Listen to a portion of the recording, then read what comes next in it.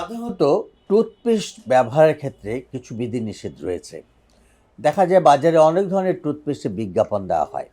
এই ধরনের টুথপেস্টে কখনো আপনারা আকৃষ্ট হবেন না।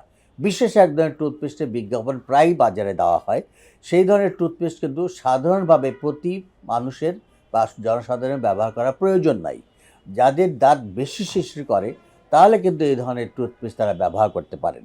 তবে আমাদের মতামত হচ্ছে আমাদের দাঁতের সুস্থতার জন্য, আমাদের দাঁত প্রতিরোধের জন্য, দন্তক্ষয় প্রতিরোধে আমরা ফ্লুরাইডযুক্ত টুথপেস্ট ব্যবহার করতে পারি। বাজারে দেখবেন নানা ধরনের টুথপেস্ট রয়েছে। আপনি একটু খেয়াল করবেন যেসব টুথপেস্টের গায়ে ফ্লোরাইড আছে এইটি লেখা থাকে, সেই ধরনের টুথপেস্ট কিন্তু আপনি ব্যবহার করতে পারেন। কারণ বিজ্ঞান এখন প্রমাণ করেছে যে ফ্লোরাইডযুক্ত টুথপেস্ট দিয়ে দাঁত ব্রাশ করলে দাঁতের দন্তক্ষয় বা ডেন্টাল ক্যারিজ অনেক ক্ষেত্রে প্রতিরোধ করা সম্ভব। সুতরাং আমরা সবসময় যে টুথপেস্ট আমাদের শিরশির করে সেই ধরনের টুথপেস্ট যদি আমরা ব্যবহার করি, আমাদের দাঁত হয়তো শিরশির করছে না, কিন্তু আমরা শিরশির করে সেই জাতীয় টুথপেস্ট ব্যবহার করি তাহলে কিন্তু আমাদের দাঁতের ক্ষতি হতে পারে।